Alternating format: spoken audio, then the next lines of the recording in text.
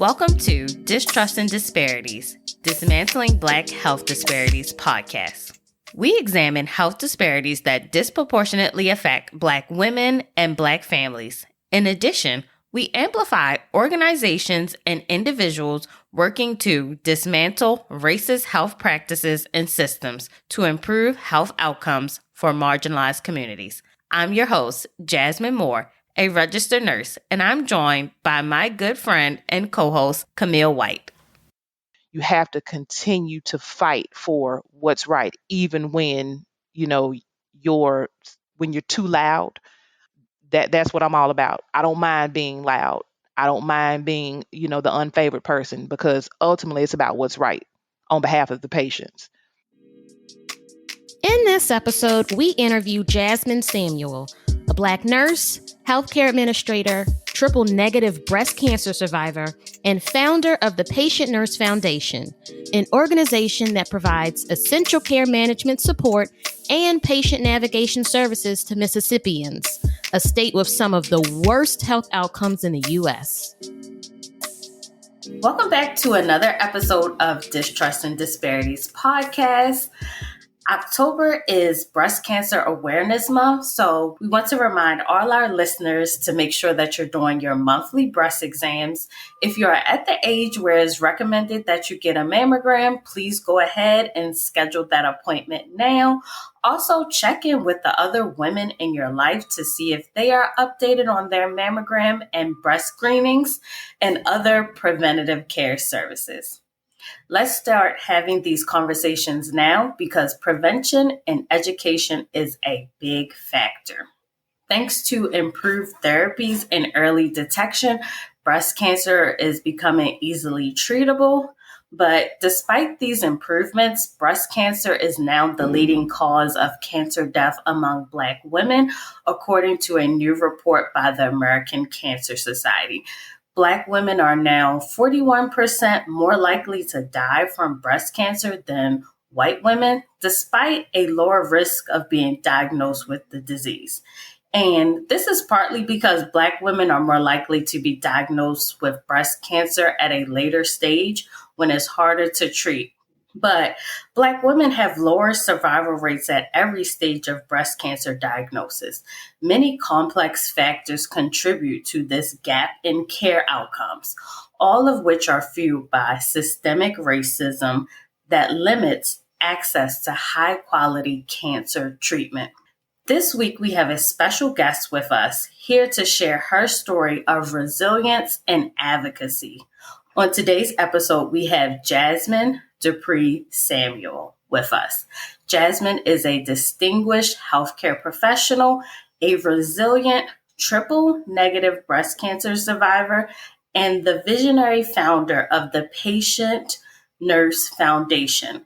Born and raised in Jacksonville, Mississippi, she is committed to improving the health outcomes for patients navigating this treacherous healthcare landscape. I am here to just let everyone know the importance of preventative screening and just management of chronic health conditions amongst our population and those in the underserved populations. And we are excited to have you here today. So we do want to start with our icebreaker. We ask all our guests that come on the podcast.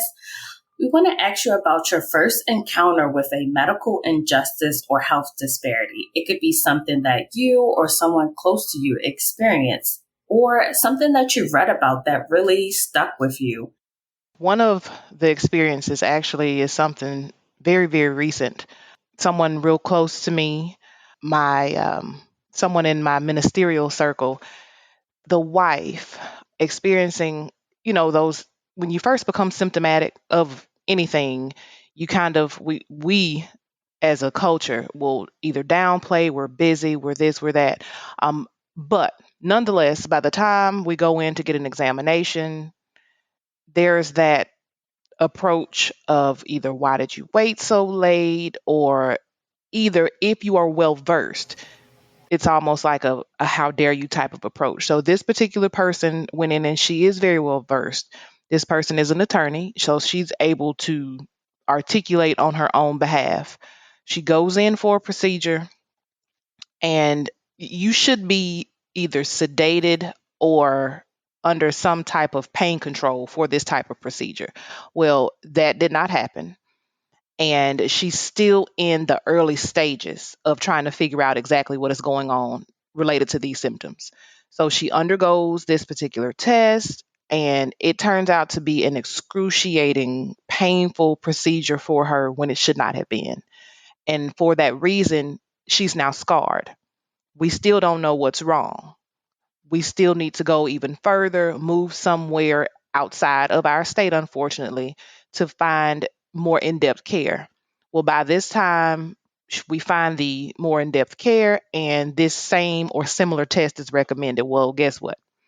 We're ultimately fearful at this point because this procedure, which should not have been so scarring, so painful, was for her. She received no pain control, nothing during the procedure, sent home with nothing. And so now, even though she still needs to find out what exactly is happening with me, it's more fear over wanting to know what's happening because naturally she doesn't want to be hurt again. And ultimately, this person finds out that this is a cancer that has been giving her all of these symptoms. But this happens over and over again here in our state, but also around the world. If you are not able to articulate for yourself, or if you are able to articulate too well, we are often the victims of these medical injustices. And, there's no one to speak up for you. And sometimes you don't know to speak up because you have that hope, you have that trust that the medical professionals that you're seeking care from are going to have your best interests at heart. And so often that's not the case. Yeah, you bring up a lot in that story. Just we want to teach people how to advocate for yourselves, but then if you come in and they perceive you as a threat or that you know too much, it's like, are they taking this against me? Because like you said, the procedure, it shouldn't have been painful. The proper amount of anesthesia should have been administered because it's supposed to be like a routine test. So it's like, why Right. wasn't that done? And now you have this fear, and it just can cause so many, like you said, the biggest thing is trust. And also, this is a big part of like some delay in care and things like that. And pain is still a big issue, in health disparities and just the discrepancies and how it's treated and managed. And just this perception still persists that Black people don't feel pain the same way. It's sad that in 2023, we're still dealing with this issue. Absolutely. Thank you for sharing that with our audience. So, we want to talk about your career a little bit because it's always inspiring and encouraging to speak with other nurses in the healthcare field. So, what inspired you to become a nurse and to enter the healthcare field? I would say that goes back to watching my mom take care of my grandmother. My grandmother had Alzheimer's disease. She and my grandfather lived independently for a large portion of my life, but ultimately they wound up having to move into the home with myself, my brother, my mom, and dad because their health was declining. And I watched my mom make some big sacrifices when taking care of my grandmother. My mom is a dedicated educator.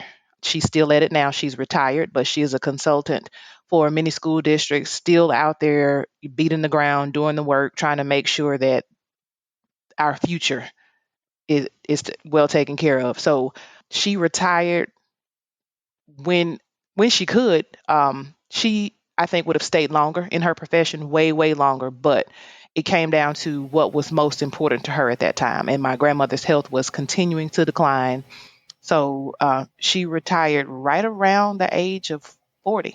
At that point, she had already put in her 25 plus years in education, and her mom's health and her father's health was more important to her. And so I got that first time hands-on experience. And naturally, as a adolescent girl, you feel like all of your childhood is being snatched away. Well, my friends are getting to go here and they're getting to do these things, and I have to stay and help with grandma or watch grandma while you go and run an errand. But in the grand scheme of things, it all makes sense to me now.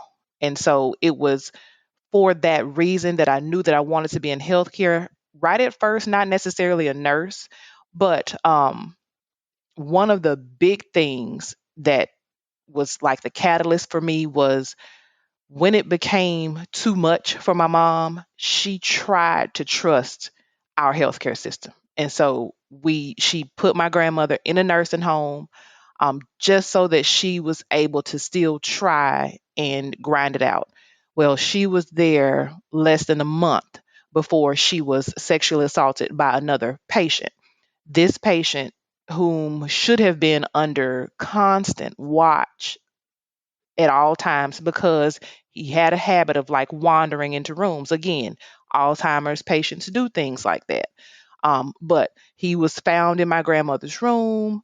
There was a suspected assault, but the proper procedures were not followed. We had some of the staff approach my mom and conveyed to her that they were instructed by the administrator of the facility to clean my grandmother up before the authorities were called. So you're talking about that's a major injustice, but it's the fact that had those people not had the courage to speak up, it would have just been another thing swept under the rug. And we went back and forth in court and the whole nine, but it became more important to just care for my grandmother. So naturally, we brought her back home after that short stay, and she lived out the rest of her days with us at home. And she lived for a long time after that. But it's just the fact that you would have someone who is in a position of trust that you expect to have integrity. They did not. And so for that reason, it's just another thing compounded where the trust is not there. And then many years down the line, something very similar happened to another family who was not a family of color, and something was done about it. The administrator is then gone. So, it happens over and over again. It's disheartening, but you can't just stand by and think that it's okay. Well, they didn't do anything for my family, so they won't do anything for the next. That's not the right approach. You have to continue to fight for what's right, even when you're when you're too loud. That's what I'm all about. I don't mind being loud. I don't mind being the unfavored person, because ultimately it's about what's right on behalf of the patients. That's so important because, yeah, people can feel a way of like, well, I was wrong. Mm-hmm. I was taken advantage of. A loved one was taken advantage of. So then, sort of F everybody else. I'm going to worry about me and my own and call it a day, where it is so important as a community coming together and fighting for one another, because oh, it's so terrible. That should have never happened. And then, like you said, luckily there were people who did come to you and your family and tell you all what was going on and what they tried to do. But clearly it was a facility that was more about their image and their reputation instead of doing a very simple job. And even if mistakes were made, it's about owning up to those mistakes and acknowledging what happened. And sometimes that means people get fired because you didn't do your job. Sometimes that means that, there are repercussions in terms of payment in some way, even though that doesn't make up for what happened, but it's a small step. And then people can barely even make those small steps because they can be so selfish or just so terrible. But the fact that then you turn around in the same situation, something similar happens later on, and it's a different complexion. It's against a white person. All of a sudden, it's like, oh, we're in an uproar. We got to handle this. Exactly. Because if it happens to a white person, then people start to care, which is just so unfortunate. But ugh. Absolutely. So that particular situation drove me into healthcare administration, because that's where I started. I tell everybody that I speak to, I did not think that I wanted to do hands-on patient care. But what you find with a healthcare administration degree is that more often than not, you're going to be asked to also have that clinical component as well, to actually assume those types of positions. So after many years of seeing that and that I was missing that piece, I went back to nursing school after having been a teacher for 5 years. So I've kind of done a little bit of everything, But I'm starting to see, the further that I get in life, all of the small pieces of the puzzle that did not make sense to me earlier. Why did grandma and granddad come stay with us? Well, why did I wind up with this degree? And why? All of those things are coming together slowly. So my purpose is starting to be revealed. And I know that I'm meant to help others that can't, others who want a little bit of extra help, just anybody. I am all for our people of color, because more often than persons not of color, we are those that receive the injustices. So I'm working on behalf of that population. I'm not close to any other population, but my mission is to drive the importance of equalizing the playing field for everybody. And that's the issue. The playing field is not equal. In healthcare, it's just not, no matter how painful it is for people in positions to hear, you need to hear it because it is the truth. It's the truth. And until we accept that as the truth, we're not going to get anywhere with resolving the issue. Exactly. And like you said, getting to the root of the issue. A lot of the roots of some of these healthcare disparities is just racism. Like you said, if you look at the socioeconomic reasons of health disparities, it can go back to redlining, access to healthcare, and all of it is rooted in racism. And a lot of times people don't want to talk about it. They're like, why are you making this a black or white thing? But at the root of it, it is racism of most of these issues. And it's just so frustrating because it's like improving the healthcare, the health outcomes for marginalized communities will improve the healthcare outcomes for everyone. So it's just like we need to focus on those things. And it's just very, very frustrating. So, and I also wanted to point out how you're saying, looking back at like your teaching career and healthcare and like how you can use those skills to help others, because at the basis of healthcare, education is really needed. Just being able to take your time with patients is really, really needed. And we have one more question about just like your experience. And what was one of the hardest situations you had to deal with as a healthcare professional in your career? And after you already talked about your grandma, I can't imagine like anything else. That's like that situation alone. It's like, wow. Well, I will say that what stands at the forefront of my mind, I live in the capital of Mississippi. I actually stay in a small town on the outskirts, but as a dialysis facility administrator, dialysis, the heart of dialysis, this is our saying, is water. Without water, dialysis cannot happen. And similar to the situation in Flint, Michigan, the water system in Jackson, Mississippi is deplorable. We have water right up the road from my house that has been bubbling up out of the street for about 3 weeks. And the only thing that has been done is the big orange cone placed on top of it. We don't know if the street will fall in, what will happen, but water is an issue. So there was a winter.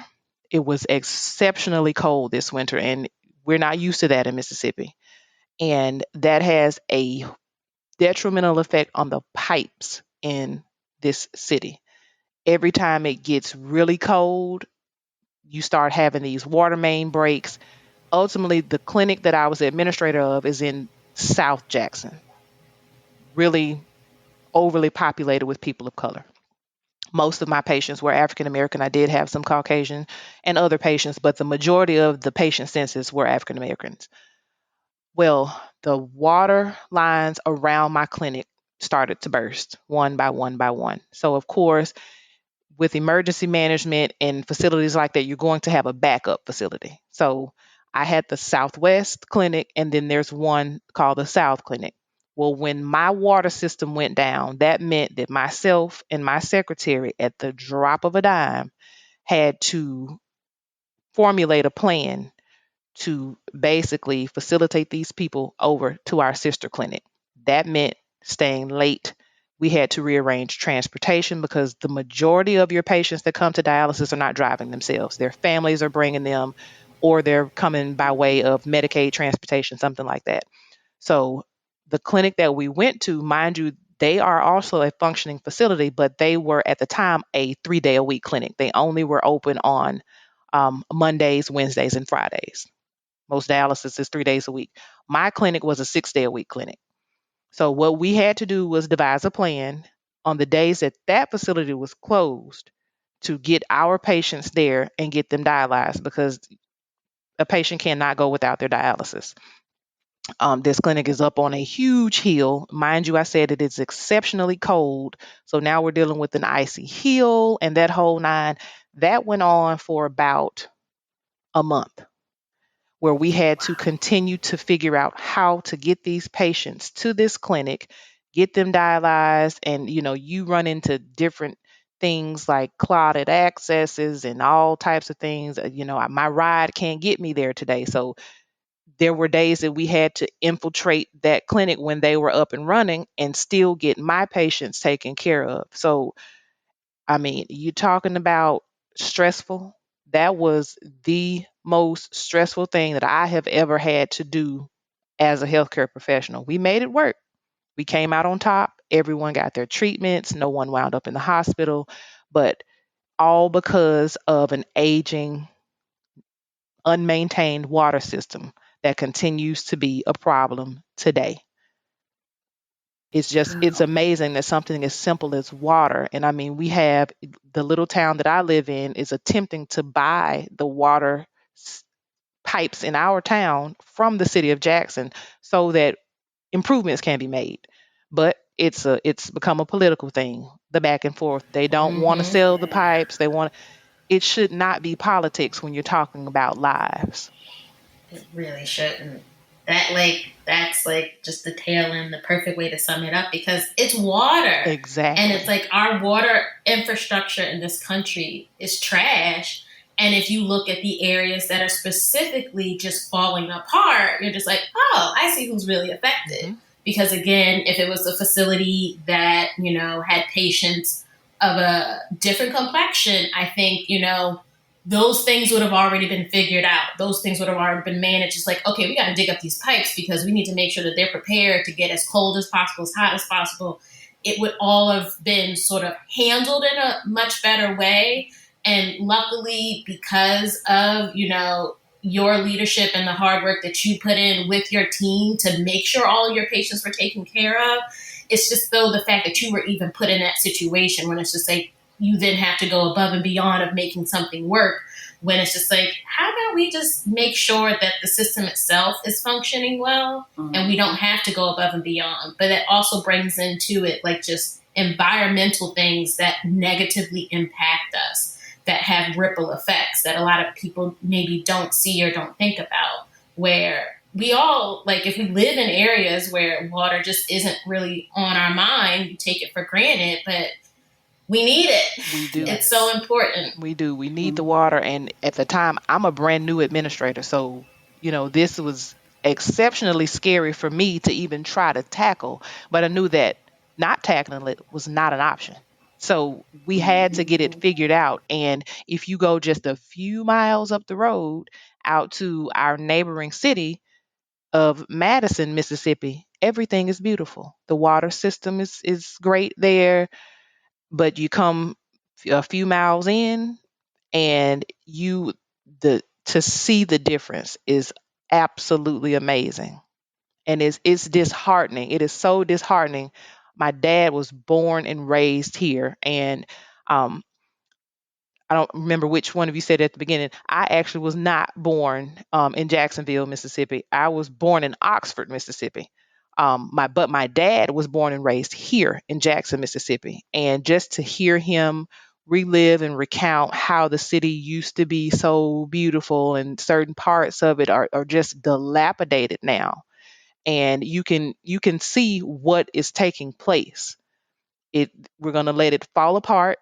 We're gonna likely come in and buy it all up, beautify it, and make it so expensive that those of us who reside here, you're not going to be able to afford to be here anymore.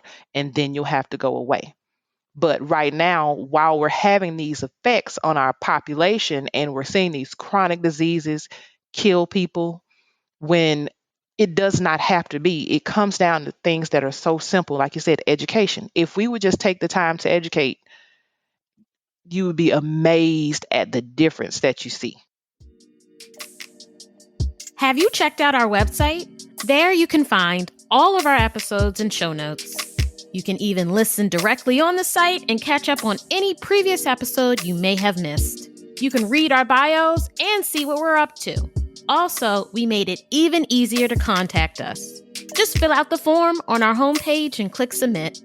We invite you to recommend guests and topics we should feature. So what are you waiting for? Go check us out at distrustanddisparities.com. So now, Jasmine, we want to get into your breast cancer journey, and just could you tell our listeners about your experience and sort of go down and break down like when you were diagnosed, how old you were, and what that has been like for you? Well, at the time of diagnosis, I was turning 38. I went in for just my regular checkup with my OBGYN, who happens to be a Black female, but despite her race, she is a dedicated and thorough professional. So she's just not the in and out type of doctor. She's going to come in, she's going to talk, and she's going to really, really check you out. So she's doing her regular just palpitations, feeling around, and she says, I feel a little bit of something. Let me just send you to one of my partners to make sure it's nothing. That's the approach we took at first. Went to her counterpart, who was a Caucasian male. And before he came in to do the examination, I actually skipped the mammogram part because I did go get a mammogram after seeing her. And I kind of had a gut feeling when the mammogram and ultrasound nurse, she took the first images and then she went out to check with the radiologist to make sure the images were okay. And then she came back in, and I think just out of profession and trying not to scare me as the patient, she said, I don't want you to be afraid. The radiologist just wants me to get a few more pictures. Something in my gut kind of told me something was off. So she did the other images, and then we also did an ultrasound, and it landed me over at the surgical oncologist's office, who is a Caucasian male. And the first thing that he said when he came in, he said, well, at your age, things like this are usually nothing. It's normally going to be an adenoma. And typically when I put the biopsy needle in, if it's an adenoma, it'll collapse. Well, when he got in and started doing his thing, I noticed he never said that it collapsed. He never really said anything else. So I was that much more suspicious at that point. And that exam happened on a Thursday. My birthday, my 38th birthday was that Friday. And when he left, he said, well, it'll probably take through the weekend into next week before we get the results back. And, that's typical for a biopsy of anything, to be honest with you. So I'm sitting on that Saturday just chatting with my husband, and I get an alert to my email. You have a new test result. And I'm thinking, well, that's odd to come back on a Saturday. I open it, which was to my detriment, but I'm nosy. And being a nurse, my eyes zoomed right into that term. All I saw was carcinoma. I knew it then that it was cancer. And you can just imagine, to have just turned 38 the day before, my heart just sank to my feet. And that doctor had given me his cell phone number. I don't know if that's a typical practice, but he gave me his cell phone number and said, if you have any questions, shoot me a message, which I didn't. I had to get through my own emotions over the weekend. But that Monday morning, I just sent him a brief text and said, I see that our relationship will have to continue. And we set up those next appointments. And then we went from there. But from that point, the waiting is the worst. And I had some situations where his staff was very passive. I try to never pull it. I call it pull my nurse card. If I don't have to tell you that I'm a nurse, I don't, because I trust that you are educated enough to do your job without me kind of micromanaging you. But weeks passed and I never got another appointment. I'm thinking, well, I know it has to be some more stuff, but I'm green to the cancer game. I've never been an oncology nurse or anything like that. So I can only trust that they're going to call me with what's next. Well, that didn't happen. And I had to call the office only to find out the next step should have been a PET scan, I think it was. And he had no clue that weeks had passed and I hadn't gone to the next step. So I had to send him another text. He got with his nursing staff, and then the excuses started coming. Oh, well, the girls at the desk, they're in nursing school and they're all over the place. I'm thinking, I don't want to hear any of that. None of that is of my concern. At this point, I'm worried about me. So when I get the call back about the PET scan and the MRI, only to be told the machine is broken. We don't know when it'll be back up. I'm thinking, you're telling me in the capital city there's one MRI or PET scan machine? You have got to be joking. But whatever hospital they partner with, the machine was broken. And the estimated time frame for the part to be in was 30 days or greater. It was at that point that I made my decision. I'm going to MD Anderson for the rest of my care. As much of my care as I can get at MD Anderson, that's where I'm going, because all trust was lost at that point. Because if I'm having to step in and basically be the overseer of the scheduling of my appointments and what's next, I don't really trust that you know what you're doing. So ultimately, I wound up with the medical oncologist. I got my chemotherapy and everything here at home, but that experience was even worse. But just the beginning from examination to diagnosis was enough of, I mean, it was like a monster. And the whole experience, I had to become in charge of making it a positive experience for me. But then my heart goes out to someone who doesn't know how to turn it around for themselves. I have the ability, but I look around the waiting rooms in these places and I can land my eyes on and hear those people who don't have that same ability.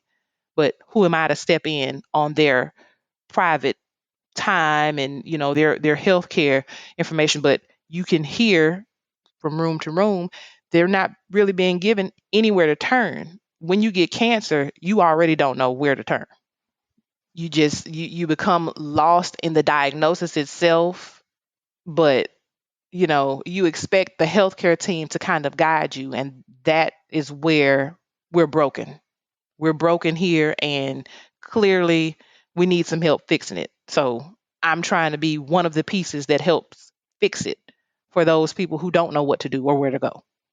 Yeah, that's very frustrating. Like so many obstacles and roadblocks just in your way. And like you said, if you don't have that healthcare background and mindset to know like something is supposed to be next, like what are the further steps, like even being able to look at your test results, and it's just very sad. And like you said, so many patients, they trust healthcare providers to have their best interests in mind. So that's very frustrating that nothing is being done, and you're diagnosed with cancer and you're trying to navigate a system, just blaming it on, the nursing students and this and that. But it's like your first job is, you're to schedule patients and things like that. So it's just very frustrating and very disheartening.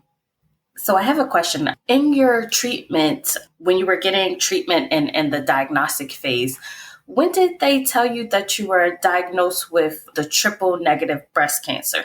So the triple negative diagnosis comes from the breast cancer type comes from the surgical oncologist. That's for me, that was the Caucasian male. And to be honest with you, that too came in the form of a text message. I sometimes think backward and I say to myself, maybe he took that type of approach because he knew that I was a nurse. And it was like once he knew that portion, his mindset was that, oh well, she gets it. So I'll just kind of blow through here and pass a couple of pieces of paper, send out a couple of words. So I had to do my own research once I found out the type. I don't know if I still have the message, but all it said was it's triple negative. Well, when you do your research on triple negative, you find out that triple negative breast cancer is the most aggressive form of breast cancer there is. And the rate of it is so much higher in Black women than it is in any other race. And there is no concrete research out there currently that says what the direct causes of triple negative breast cancer are, but they do find that stress is one of those leading risk factors. And as Black women, stress tends to be a large part of our lives. We're moms, we're sometimes single mothers raising lots of children, maybe other family members' children. We tend to have and carry a lot of responsibility. Um, and sometimes there's nothing that we can do about it. And I often wonder, did I do it to myself? Is what I sometimes question. Is there something that I could have done differently? But you can't go backwards. The shoulda, coulda, wouldas, you can't change it. But that triple negative portion scared me to death. My first thought after researching the diagnosis was, I'm going to die. Because you read how aggressive it is, and then you find out the treatment plan for it, and you get the most aggressive form of chemotherapy. You're going to lose your hair. There's some chemotherapies you don't lose your hair, and they have all this fancy stuff out there now where you can cold cap, put this little, I call it a helmet, on your head, but it's like an ice block that you put on top of your head. It's supposed to help you keep your hair or not lose as much hair, but you pay for it out of pocket. It's a couple of $1,000, absolutely not worth it for me, because it's just hair. But I do understand those women out there who get diagnosed with breast cancer, and that's a huge part of it for them. Losing their hair sometimes is a bigger obstacle than the chemotherapy itself. For me, it was not. But finding out that I had triple negative, I thought it would be a detrimental thing. But ultimately, in the long run, it turned out to be fine. But it was mind over matter. Once I changed my mindset of I'm going to die, my mindset changed from that to you can either have cancer or you can let cancer have you. So I chose to have cancer, put on my big girl boots, and face it head on. I'm going into chemotherapy. I know I'm going to lose my hair. I know there will be days where I'm going to be too sick to do anything, but in the end I'm going to come out victorious. And that's really the approach that one has to take if you want to come out victorious or successful in the end. You just have to know that it's just a thing. It's just a thing that you can't let matter more than your own life. Yeah, the mental part of it is huge and so important, because having that positivity that really will provide you with strength and will help with the fact that stress is a huge factor that can help then lessen some of the stress that you might feel, and you're going into it going like it's a battle, but like it's a battle that can be won. Absolutely. And more research is being done looking at Black women and breast cancer and just how to go about treating breast cancer in Black women. I think the guidelines now is that you get your first mammogram at 40, but we're seeing that with triple negative breast cancer, more Black women are being diagnosed at a younger age, and it's a more aggressive type of cancer. So the guidelines may need to change. There needs to be more research and more push for how to diagnose it early so that we can have those treatment measures in place so that we can improve the health outcomes Absolutely. of this type of cancer. And how you brought up just arming yourself with education and advocating for yourself to get other treatment options, which I'm so glad to have you on the show to talk about your experience, because so many times we look at healthcare providers like they have our best interests in mind, but a lot of times there's not this urgency and things like that. They miss certain things. So just being able to know the facts and know what you need to do can really make a difference in, your life or someone else's life. You can share this information. We also wanted to ask, how was it juggling your breast cancer treatment with your family? It really became a we had to devise a plan from the beginning. I am a self-proclaimed I have some self-proclaimed OCD type behaviors myself. And so once I talked with the social worker about how to break the news to my kids the right way without scaring them. And once we got past that portion of it and the kids really understood the seriousness of what we were dealing with and the importance of, infection control down to you leave your school items outside the door, you have to disrobe in the laundry room, don't come into mommy's space until you've had a shower and you're all clean and we wore masks. But trying to juggle because I'm used to doing a lot. My husband is wonderful, but I am used to doing things a certain way. We have a certain schedule that we keep. We do things in a certain order. So not feeling up to and not being able to carry out my normal duties and expectations, it was an adjustment for us all. My husband jumped right in and filled in the gaps, but for small children it's a little bit strange when you're used to mom doing things a certain way or mom coming back and getting you up in the morning and things like that. It was definitely it took some getting used to, and we're just now over a year later getting back to what was our normal, but they still have those behaviors basically ingrained within them. They still come in and they still get showers and anything like that before they ever come near me because they knew they did not want to bring mommy a germ or anything that would put my health at risk. So I'd say to any mother out there who is having to deal with the thought of juggling family and breast cancer, it can be done. Even if you have to sit there, it may sound silly, but even if you have to sit down and just jot out a plan, and if plan A doesn't work, figure out those things within plan A that did not work. It may be that the whole plan didn't work. It may just be that pieces of it didn't work. And you keep revising that plan until you find something that works for you and your family unit. And, everyone does not have a support system. So sometimes you have to find out how to be your own support. And a lot of times that means making sure that your children, if you have children, or those close to you, making sure that they fully understand how you feel.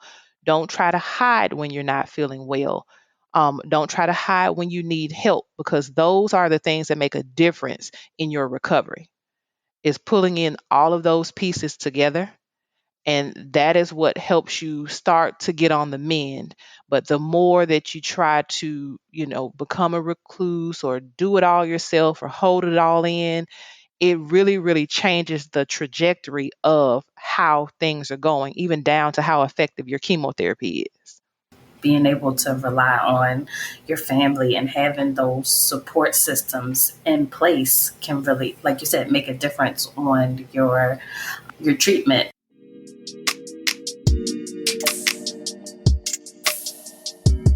And also, can you talk to us about your experience at the treatment center? My experience at my treatment center, lots of the nurses were wonderful. However, the facility itself, when we talk about I call it like the physical plant. That's what we called it when I was in healthcare management. So you're talking about down to the chairs in your lobby and, how clean your floor is and just the overall appearance of the facility itself. In my particular clinic, is within like a wing of a hospital. So, it's its own separate entity. So at first glance, everything looks well. However, the more you go, because, with chemotherapy, they become like your family. You're there every week, a lot of times, sometimes multiple times a week, depending on what you have going on. Um, it's something that I giggle about now, but it was so frustrating to see it when I was there. There was a piece of candy corn, yes, the kind that you eat, underneath the chair in the lobby. I noticed it there one day. No big deal. We come to chemo, we come with bags of snacks and things just to try to make it through the treatment. And at first glance, I'm thinking, oh, well, somebody dropped something under the chair. But when I came back the next week, that same piece of candy corn was underneath the chair.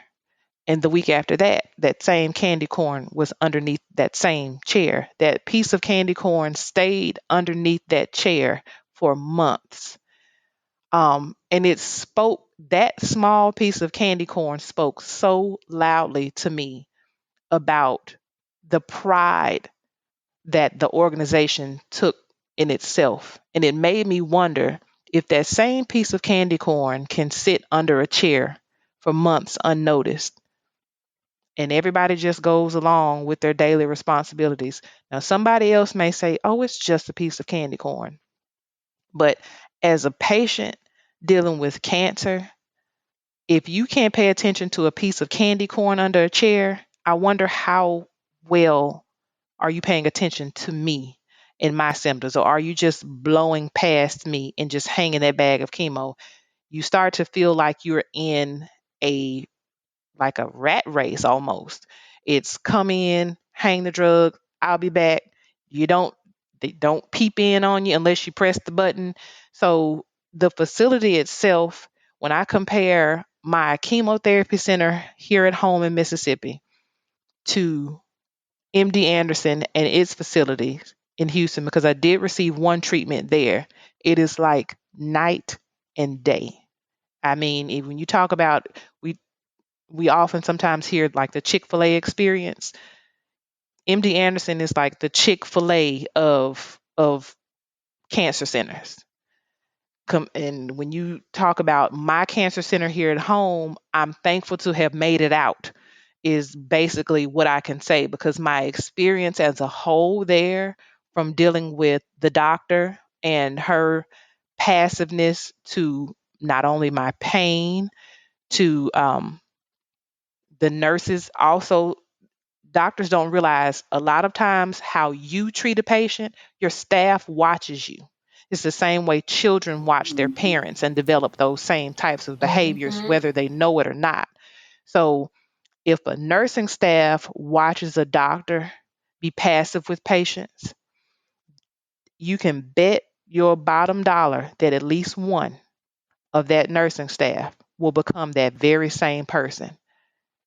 And they know they're going to be okay because they watch the doctor do it all the time. And it is so frustrating. And so, there were situations where I would have to point out, no, I want you to clean that chair before I sit in it. Number one, it's supposed to be done between patients anyway, just as a general infection control practice. However, those are things that you don't expect to have to deal with when you go for chemotherapy. You expect that these people are professionally trained enough to know those basic steps that have to take place to keep your patient safe. And if you can't pick up a piece of candy corn, and I know that's typically something in the lobby that's handled by a janitorial service, but it's just the mere fact that you could almost see, when you vacuum at home, if you're vacuuming underneath a chair and you don't really bend down to look underneath it to make sure you don't need to move the chair to get all the way to make sure that you have effectively done the job, it really made me have that kind of side eye type of approach. I'm thinking the candy corn lives here. And I mean, literally on my last day going to the clinic, I took a picture of that piece of candy corn and I told it goodbye. And I didn't want to see it anymore because it was still there. I even told the staff at the desk when I checked out, I said, I'm making sure that I tell the candy corn goodbye. And they all had a strange look. And I just said, yeah, that same piece of candy corn has been under that same chair for months. And all, you get the bulgy eyed look like, well, I shouldn't have even had to bring that to anyone's attention, but I did. And like I said, I get a giggle out of it now, but it's just it's sad. It really is. And for my state, I want us to do better. We can do so much better than we're doing. And from what I see, we just choose not to. And it's about challenging like the status quo. So many people are just going through the motions and just giving like the bare minimum. But here, the healthcare system, we really could be improving on health outcomes patients experience. And like you said, starts with leadership. How your doctor, if your doctor, like you said, is passive, then the nurses are like, oh, this is not a big deal, it's whatever. And then that gets passed on to the patients. And if you don't speak up, so many things can go under the rug. Or then even if you do speak up, sometimes they can take it out against you. And it's just very frustrating. Like COVID-19 brought up so many issues with our healthcare system and how we're not prepared. But instead of doing anything about it, we're like, oh, we just want to get back to the way things are. But the way we are currently doing things is not beneficial to patients, it's not beneficial to healthcare workers. So I appreciate you coming on and talking about your experience and also your journey and being inspired to address these gaps, and from your experience figuring out how you can help other people so they don't have to go through the same thing, and just upholding your state to higher standards.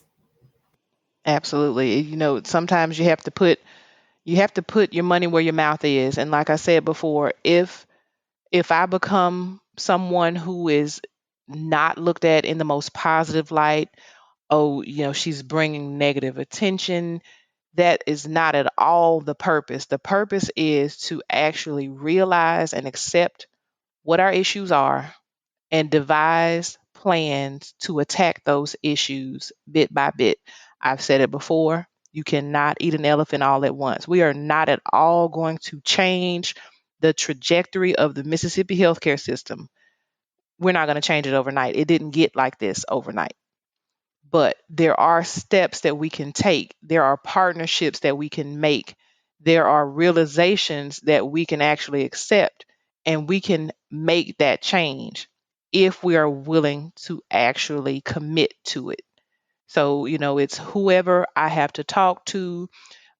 Have to start small. We're in the grassroots portion of getting this thing off of the ground.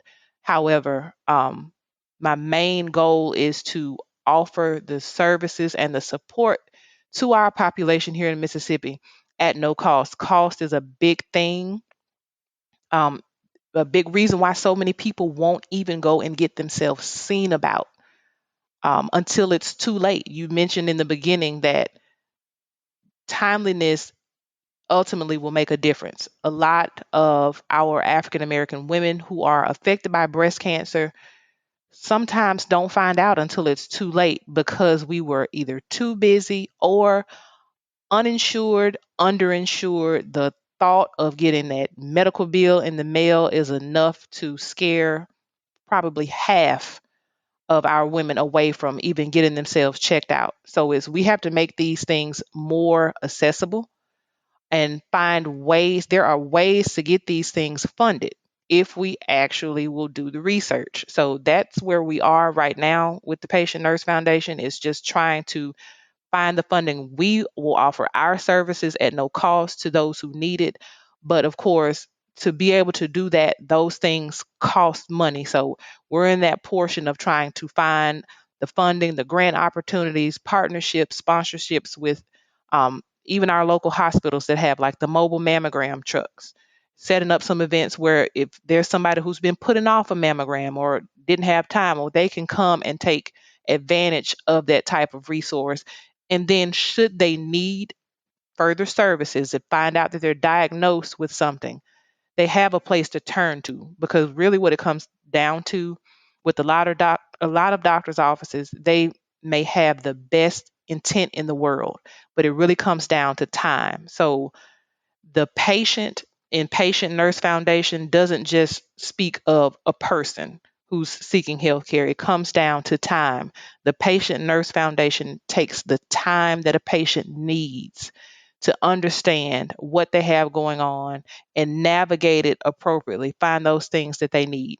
So we're just looking to be a support to our healthcare providers here in the state, um, not trying to work against any particular population. We're just trying to be that piece, that support piece, where you can send your patients. Yes, we're short staffed, but we can't use that as an excuse to not give patients what they need. But here's a resource. You can go here. They can help you. They can help you find those things that you need. So that's really what we're looking to do. What I like about the Patient Nurse Foundation and what you're doing, like you said, it comes down to time.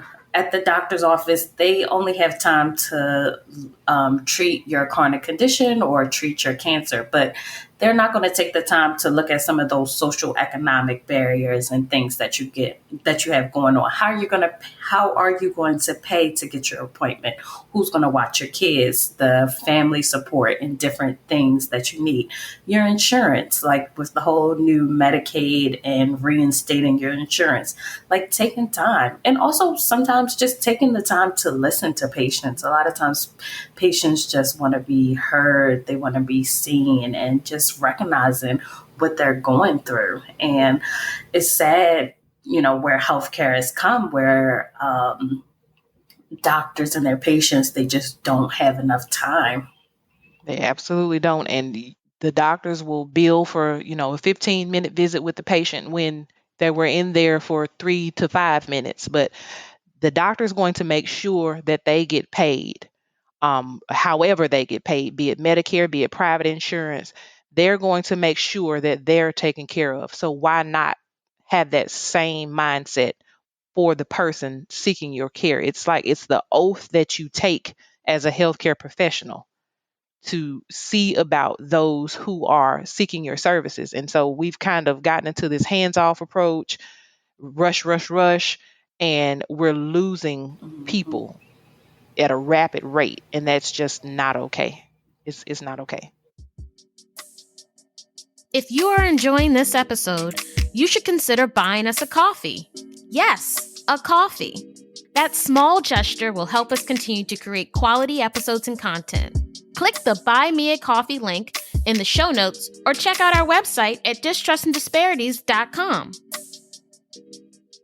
Tell us more about the Patient Nurse Foundation. I know you're in the grassroots stage, but tell us about your mission and your goal. Well, our mission ultimately is to empower the people of Mississippi. Now, of course, we want to have this large scale. We'd love to help everyone across the nation, but we see where we are here. So you have to have that starting point. Mhm. So we want to empower the patients of Mississippi, but ultimately we want to provide equity in healthcare for everyone here. Black, white, blue, purple, and we don't want it to be based on how much money do you have, how much education do you have. None of that should matter. We want our patients to be able to manage their cancer or their chronic condition from a whole person, whole patient standpoint, not just, okay, well, you have cancer, we're just going to deal with the cancer. Like you just pointed out, like the socioeconomic piece, you have to be able to dig deep and figure out what type of barriers patients have to these diseases and disorders. Those are the things that are going to make the difference. So we are dedicated to digging deep, working with the whole person, the whole patient, to try to navigate these complexities and get Mississippi from being dead last in the majority of our health indicators across the country. We're just trying to drive the change the mindset. I love your mission and what you're doing. Can you tell our audience where we can find more information about the Patient Nurse Foundation and also how we can support your goal and mission? As it stands right now, all of our social media handles are more or less under construction. We want to make sure that when we get those things out there, that they contain the appropriate information to inform and let people know where to go and who to contact to be of support to find that piece that you may be looking for. But right now, anyone who is either seeking resources, education, or just wants to get in touch to find out how they can help the mission of the Patient Nurse Foundation, I can be reached at jsamuel@patientnursefoundation.com. So J Samuel, no S on the end of Samuel. That's a common misconception. So JSAMUEL at patientnursefoundation.com. And any questions, concerns, any wants to sponsor or support, provide resources can be sent there, and I can get back to you typically within 24 to 48 hours to figure out how we can team up, where there is a need, and just we're going from there. We're starting with just an email. As phone contact is 662-889-7258, and then all of those social media handles and the link for our website. We're looking to get that up within the next 7 to 14 days. So it is under construction. However, we want to make sure that we have all of those pieces in place, not perfection, but at least enough information so that people can take advantage of those services that we offer, or look to sponsor our mission, or just figure out how you can jump on board and help out. I mean, I'm just one nurse, but think about what a force of nurses could do. So, in your free time, if you are a nurse anywhere in the country, but especially our Mississippi nurses, if you would like to help, shoot me an email and we can figure out ways to partner, get some community events going, go out into some of these health fairs and things that are taking place, and just figure out how we can help out on this mission for a better Mississippi. What you're doing is needed, and we need more programs and more nurses out there, trying to challenge the status quo. So we're so excited to have you on our show to share your story and just also to share what you're doing. I'm very excited. And just to close out the interview, we're just going to ask you some quick questions. Can you tell our audience where you are in your treatment journey? I have completed 16 rounds of chemotherapy. I had a double mastectomy, and I am currently in what is deemed the reconstructive phase. So we're basically rebuilding my body. I chose from my body. So I'm using my own body parts to reconstruct. So we're just basically, I call myself a walking jigsaw puzzle. So we're we're rearranging some things. To try to make me back whole. Chemotherapy is over, immunotherapy is over, but we're currently in the reconstructive phase. We have another surgery coming up in November, but I'm on the back end of things, but it is still all fresh in my mind with the chemotherapy and the effects. But I just want to make sure that anyone going through it who is in the thick of it be encouraged. Sometimes it's hard to hear that, oh, you're so strong, or you got this. Sometimes those things can be more frustrating to hear because you feel like the person that is saying it doesn't understand. But coming from a person who's been through it, who's currently still in it, just be encouraged. Be encouraged in your positive moments, and in your weak moments, go through that as well, because all of that is what will make you come out victorious in the end. Process it all, accept it all, write, journal, color, anything that helps your mind through it. Just don't stay in those dark spaces. Sometimes we have to go into those dark spaces to be able to gradually pace our way through it, but don't stay there. Be encouraged, and more positive days will come. And before you know it, it'll be way more positive days than those bad days. I think we'll end it on that note because that is excellent, and all of us can take that advice. And Jasmine, we're so happy to have you on the podcast.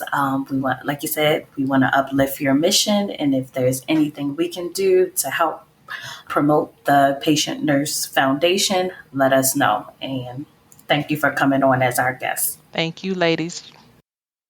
Thanks for listening to this week's episode. If you would like to suggest a topic we should discuss or share your own personal story, email us at distrustanddisparities@gmail.com. Don't forget to subscribe wherever you listen to podcasts.